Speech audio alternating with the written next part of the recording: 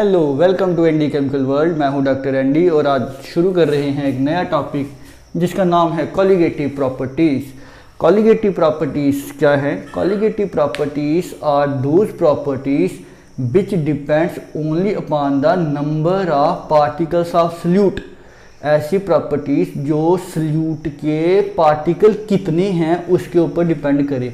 Salute कौन सा है उसके ऊपर डिपेंड ना करे। It does not depend upon the nature of solute, it depends only and only upon the number of particles of salute. The properties of solution which depends upon only on the number of solute particles but not on the nature of solute. ये कुछ इस तरह से है जैसे कुछ school, आजकल के स्कूलों का हाल है, प्राइवेट स्कूलों का। उनको सिर्फ नंबर ऑफ स्टूडेंट्स से लेना देना है। बच्चा कैसा है, पढ़ने वाला है, नहीं पढ़ने वाला है, कहाँ से आता है, कहाँ से नहीं आता है, कोई लेना देना नहीं है। उनको सिर्फ लेना देना है तो सिर्फ नंबर ऑफ स्टूडेंट्स से। तो वो भी एक टाइप से कॉलिगेटिव प्रॉपर्टी ही है, ठीक है। तो कॉलिगेटिव प्रॉपर्टी है वो जो डिपेंड करती है सिर्फ नंबर ऑफ सल्यूट पार्टिकल्स। तो फर्स्ट कॉलिगेटिव प्रॉपर्टीज जो हमने 4 कॉलिगेटिव प्रॉपर्टी पढ़नी है। फर्स्ट कॉलिगेटिव प्रॉपर्टी है relative lowering of vapour pressure. Relative lowering of vapour pressure, ये वाली कॉलिगेटिव प्रॉपर्टी हमने प्रीवियस लेक्चर में पढ़ी थी। बस उसमें हेडिंग थी Raoult law for non volatile solute. तो आप Raoult law for non volatile solute को ही इसमें लिखोगे क्योंकि उसका दूसरा नाम ही relative lowering of vapour pressure है। तो Raoult law for non volatile solute जो हमने कर लिया हुआ है वही कॉलिगेटिव प्रॉपर्टी है, फर्स्ट कॉलिगेटिव प्रॉपर्टी। क्योंकि उसमें आपको याद होगा हमने एंड में ये डेरिवेशन निकाला था P naught A minus P divided P naught A is equal to mole fraction of B. तो मोल फ्रैक्शन ऑफ बी ये क्या शो कर रहा है? ये शो कर रहा है number of moles of B in solution. तो इस पे सिर्फ number of moles of B के ऊपर डिपेंड है, ए का कोई लेना देना नहीं है, ना ही किसी सॉल्यूशन की कोई नेचर का लेना देना है। तो ये जो प्रॉपर्टी है ये डिपेंड कर रही है सिर्फ और सिर्फ number of moles, not upon the nature. और किसी भी कंपोनेंट के ऊपर ये डिपेंड नहीं कर रही। ये सिर्फ और सिर्फ किसके ऊपर डिपेंड कर रही है? नंबर ऑफ मोल्स, जो सिर्फ नंबर पे डिपेंड करे, विच depend on the number of solute particles. इसमें कितने सल्यूट पार्टिकल्स हैं, ठीक है।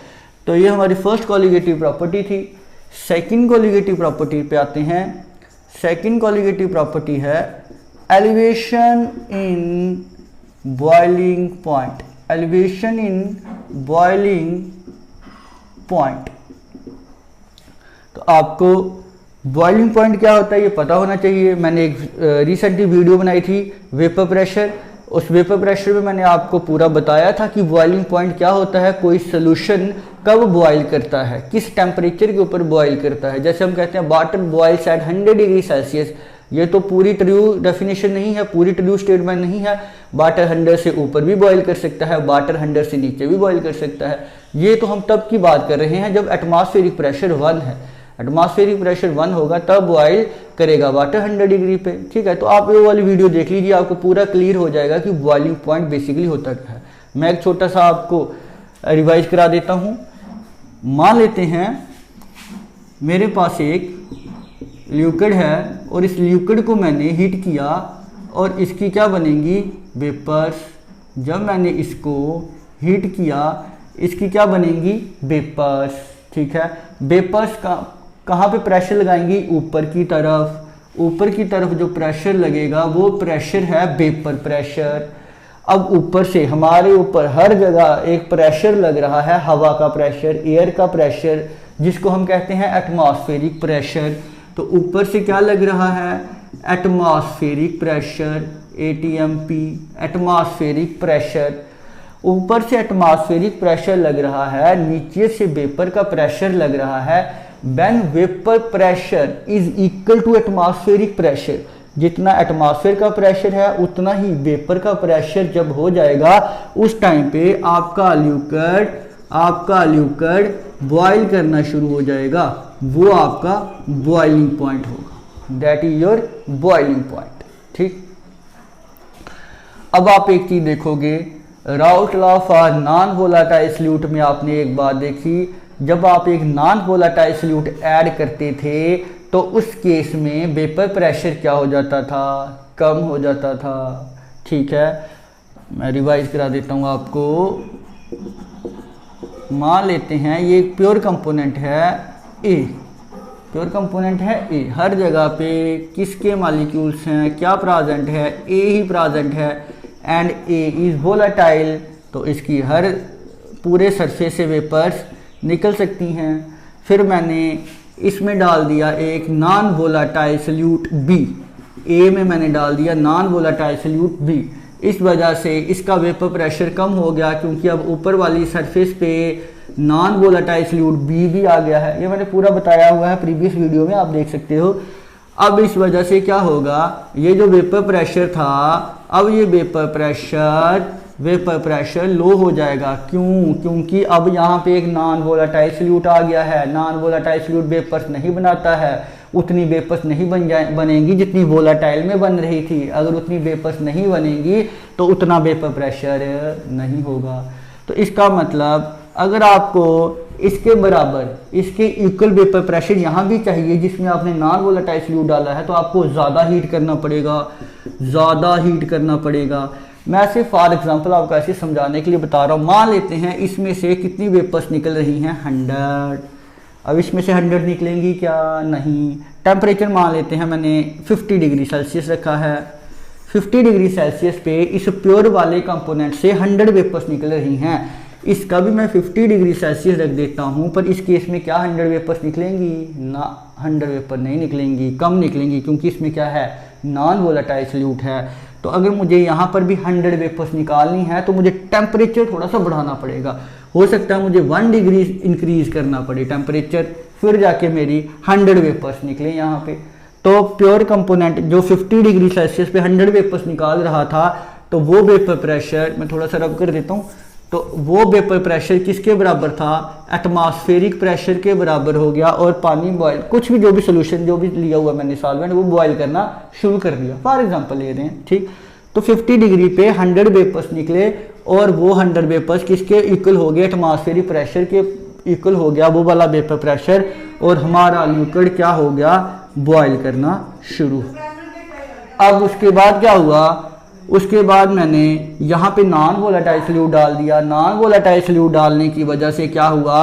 अब 50 डिग्री सेल्सियस पे 100 वेपर्स नहीं निकल रहे, मान लेते हैं 95 वेपर्स निकल रहे हैं। तो मुझे अगर 100 वेपर्स चाहिए यहाँ पर एटमॉस्फेरिक के बराबर बनाने के लिए, तो मुझे उसको थोड़ा सा एक्स्ट्रा हीट करना पड़ेगा। हो सकता है 1 डिग्री एक्स्ट्रा हीट करना पड़े, ठीक है। तो अब ये 1 डिग्री ज़्यादा हीट करना पड़ा एज कंपेयर टू दिस। तो ये जो 1 डिग्री है, ये एक्स्ट्रा हीट करना पड़ा। कितना एक्स्ट्रा हीट करना पड़ा?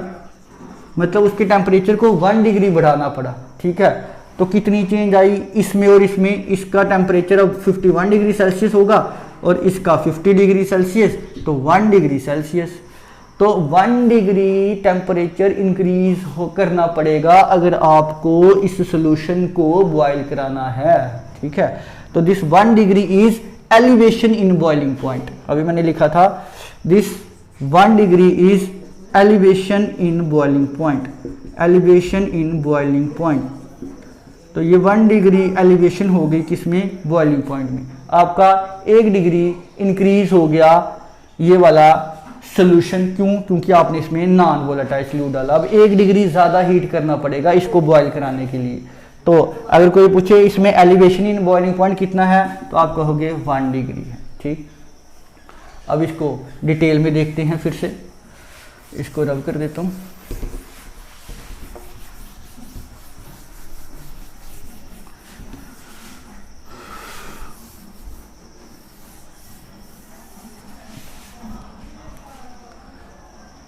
Elevation in boiling point, elevation in boiling point, elevation in boiling point, ठीक है।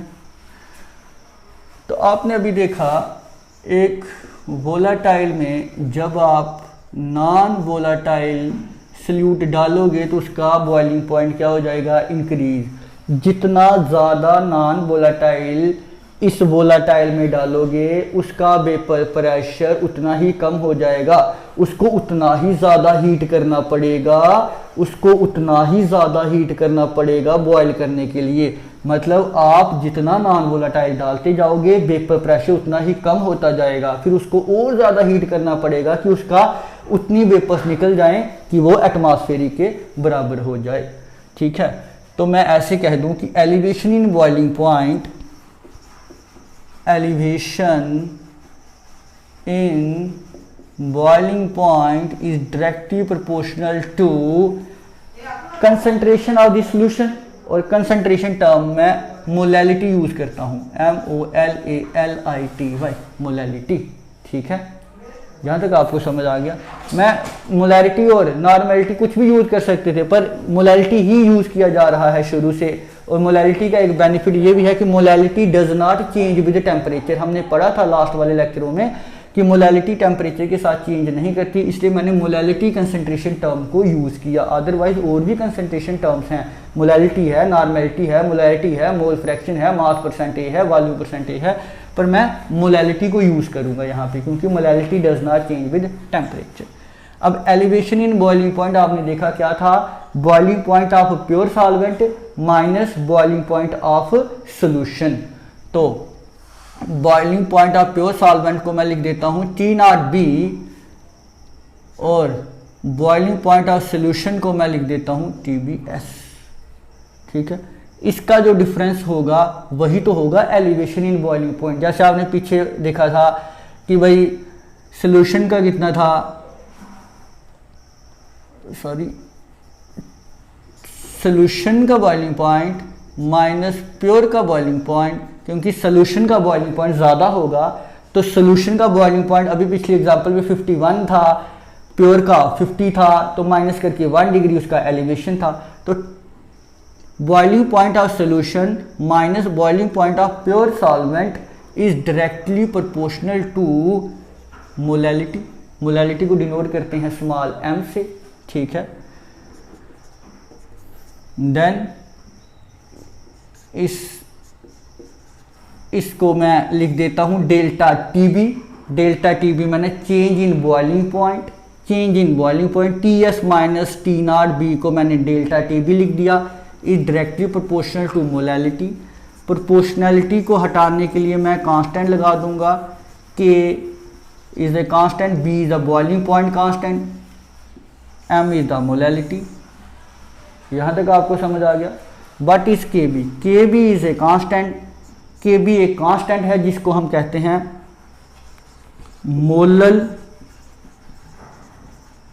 Elevation in boiling point constant. Molal elevation in boiling point constant, जहाँ इसका एक नाम और भी है इलोबियोस्कोपिक कांस्टेंट, इलोबियोस्कोपिक कांस्टेंट, इलोबियोस्कोपिक कांस्टेंट। इसको फर्दर एक्सप्लेन करने से पहले मैं आपको एक ग्राफ के द्वारा, एक ग्राफ के थ्रू मैं आपको ये समझाऊंगा कि ये TS माइनस T0B आया कैसे। मैं ग्राफ ड्रा कर देता हूं, यहां पर बना देते हैं टेम्परेचर और यहां पर बना देते हैं वेपर प्रेशर। ठीक है, तो किसी भी टेम्परेचर के ऊपर वेपर प्रेशर तो कुछ होगा ही सॉल्वेंट का। जैसे मैंने पीछे लिया था, एक मैंने सॉल्वेंट लिया था A, और फिर मैंने इस A में क्या डाल दिया था, नॉन वोलाटाइल सॉल्यूट डाल दिया था B क्या था, नॉन वोलाटाइल। तो नॉन वोलाटाइल डालने से अब ये क्या बन गया, ये सोल्यूशन बन गया। This is a solution of volatile solvent and non volatile solute. तो पहले इसका वेपर प्रेशर देखते हैं भाई A का। मान लेते हैं A जो सॉल्वेंट है उसका किसी टेम्परेचर के ऊपर इतना वेपर प्रेशर है। जो कह रहे हैं सर 0 से शुरू होना चाहिए, 0 से शुरू नहीं होगा, क्योंकि मैंने टेम्परेचर कोई 0 डिग्री सेल्सियस नहीं लिया। मैंने टेम्परेचर लिया, कोई रूम टेम्परेचर हो सकता है, कुछ भी टेम्परेचर है, और कुछ ना कुछ अगर टेम्परेचर है तो उसका कुछ ना कुछ वेपर प्रेशर होगा ही होगा। तो मैंने ले लिया कि इस टेम्परेचर पे ये वेपर प्रेशर है सॉल्वेंट का, किसका, इसका। टेम्परेचर बढ़ाया, वेपर प्रेशर बढ़ा, टेम्परेचर बढ़ाया, वेपर प्रेशर बढ़ा, टेम्परेचर बढ़ाया, वेपर प्रेशर बढ़ रहा है। इस तरफ क्या बढ़ रहा है, टेम्परेचर। ऊपर की तरफ ये कौन सी एक्सिस है, वेपर प्रेशर की। यहाँ पे मान लेते हैं सपोज यहाँ पर हमारा वेपर प्रेशर कितना है, 1 एटमॉस्फेयर।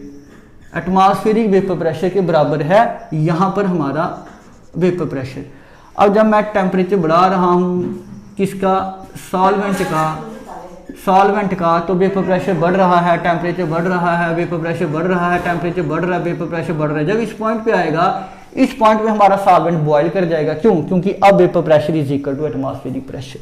तो मैं देख लेता हूँ कौन सा टेम्परेचर है, वो ये टेम्परेचर है। तो मैं इसको कह दूंगा T0B, boiling point of pure solvent. अब सोल्यूशन की बात करते हैं। सोल्यूशन का वेपर प्रेशर तो सॉल्वेंट से कम ही होगा, क्योंकि आपको पता ही है उसमें नॉन वोलेटाइल सॉल्यूट डाल दिया, तो कम होगा। कहीं यहाँ से शुरू कर देते हैं, ठीक है।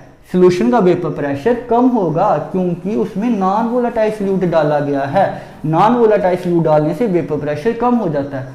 फिर मैं उस सोल्यूशन को हीट कर रहा हूँ। अब मैं इसको हीट कर रहा हूँ, जैसे टेम्परेचर बढ़ा, वेपर प्रेशर बढ़ा, टेम्परेचर बढ़ा, वेपर प्रेशर बढ़ा, टेम्परेचर बढ़ा, वेपर प्रेशर बढ़ा। यहाँ पे जाके जब टच किया, इसका मतलब ये पॉइंट कौन सा है, बॉइलिंग पॉइंट ऑफ सोल्यूशन। ये सोल्यूशन का बॉइलिंग पॉइंट है, TBS, ठीक, बॉइलिंग पॉइंट ऑफ सोल्यूशन। तो इतना सा इंक्रीज हो गया नॉन वोलेटाइल डालने से, इतना सा टेम्परेचर हमें ज़्यादा देना पड़ेगा। कितना सा, TBS माइनस T0B। वही तो मैंने लिखा था यहाँ पे, TBS कर देते हैं, TBS temperature of boiling point for solution minus T0B। तो इतना सा ये जो टेम्परेचर एक्स्ट्रा देना पड़ा, ये है हमारा एलिवेशन। इतना सा एलिवेट हो गया। This is the elevation in boiling point. This is elevation in boiling point and this is dependent upon the molality. Delta TB is equal to KB। हम यहाँ तक हमने कर लिया था, KB कर लिया था। अब आगे देखते हैं, if KB is, if molality is equal to 1, then delta TB is equal to KB। अगर मोलैलिटी 1 है तो एलिवेशन इन बॉइलिंग पॉइंट किसके बराबर है, molal elevation in boiling point constant के बराबर। तो इसकी हम डेफिनेशन बना सकते हैं। What is KB? KB is a constant called molal elevation in boiling point constant, जहां इसको एलुबियोस्कोपी कांस्टेंट भी कह सकते हैं। This is constant called molal elevation constant, ठीक। तो KB is elevation in boiling point when molality is 1। KB is elevation in boiling point when molality is 1। तो molal elevation in boiling point is a constant. Molal elevation in boiling point constant is elevation in boiling point, is elevation in boiling point when molality is 1। तो ये इसकी definition बन गई। इसके साथ ही हमने elevation in boiling point का सारी समरी देख ली। नेक्स्ट लेक्चर में हम डिप्रेशन इन फ्रीजिंग पॉइंट को ख़त्म करेंगे। अगर आपको वीडियो पसंद आई हो तो इसको शेयर कर दीजिए, लाइक कर दीजिए, चैनल को सब्सक्राइब कर दीजिए और डिस्क्रिप्शन बॉक्स में बता दीजिए अगर आपको कोई प्रॉब्लम आ रही है किसी टॉपिक में, तो मैं उसकी फिर से भी वीडियो बना सकता हूँ। Thank you.